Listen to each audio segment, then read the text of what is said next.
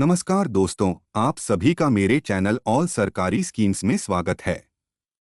आज हम बात करने वाले हैं यूनिफाइड पेंशन स्कीम के बारे में।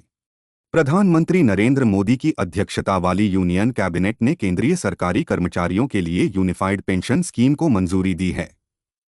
यह योजना 1 अप्रैल 2025 से प्रभावी होगी और इसका लाभ 23 लाख केंद्रीय सरकारी कर्मचारियों को मिलेगा। पीएम मोदी ने यूनिफाइड पेंशन स्कीम को कर्मचारियों की गरिमा और वित्तीय सुरक्षा सुनिश्चित करने वाला बताया है। चलिए आपको इस योजना के बारे में विस्तार से बताते हैं। यूनिफाइड पेंशन स्कीम सरकार की नई पहल है, जो सरकारी कर्मचारियों को उनकी सेवा की अवधि और अंतिम निकासी वेतन के आधार पर स्थिर पेंशन प्रदान के उद्देश्य से शुरू की गई है।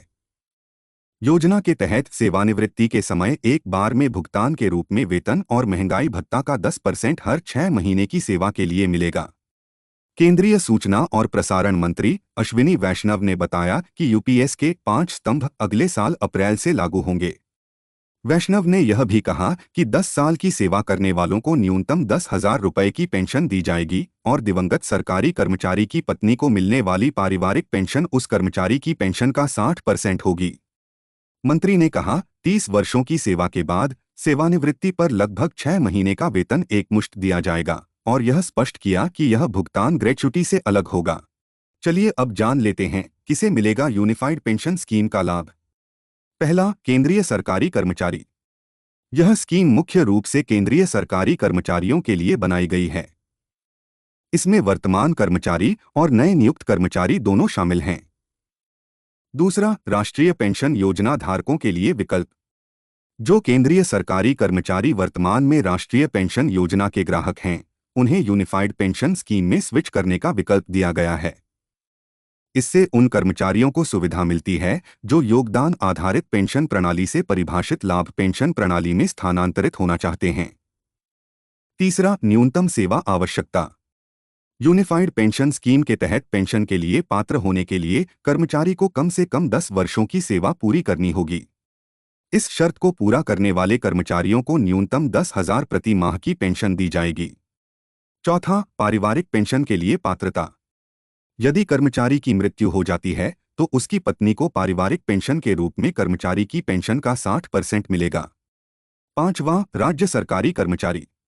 यूनिफाइड पेंशन स्कीम प्रारंभिक रूप से केंद्रीय सरकारी कर्मचारियों के लिए लक्षित है, लेकिन राज्य सरकारें भी इस योजना को अपने कर्मचारियों के लिए लागू करने का विकल्प रखती हैं। हालांकि इसे लागू करने का निर्णय राज्य स्तर पर लिया जाएगा। छठा, सेवा की अवधि। यूनिफाइड पेंशन स्कीम के तहत पेंशन की राशि सेवा की अवधि और अंतिम आहरित बुनियादी वेतन पर निर्भर करती है। इसलिए लंबी सेवा अवधि और उच्च अंतिम वेतन से अधिक पेंशन मिलेगी। चलिए अब जान लेते हैं रिटायरमेंट के समय आपको क्या मिलेगा। यूनिफाइड पेंशन स्कीम के तहत रिटायरमेंट के समय आपको सुपरन्यूएशन के साथ एक लंपसम भुगतान मिलेगा, जिसमें ग्रेच्युटी भी शामिल होगी। यह भुगतान आपके मासिक वेतन पे प्लस DA का 1/10वां हिस्सा होगा, जो हर 6 महीने की पूरी सेवा के लिए मिलेगा। यह भुगतान सुनिश्चित पेंशन राशि को कम नहीं करेगा। अगर आप अपना पेंशन कैलकुलेट करके देखना चाहते हैं तो आप हमारे ऑफिशियल वेबसाइट पर दिए गए कैलकुलेटर से कैलकुलेट करके देख सकते हैं। ऑफिशियल वेबसाइट का लिंक नीचे डिस्क्रिप्शन बॉक्स में दिया गया है। Thank you so much for watching. Do like, share and subscribe to our YouTube channel for more such videos.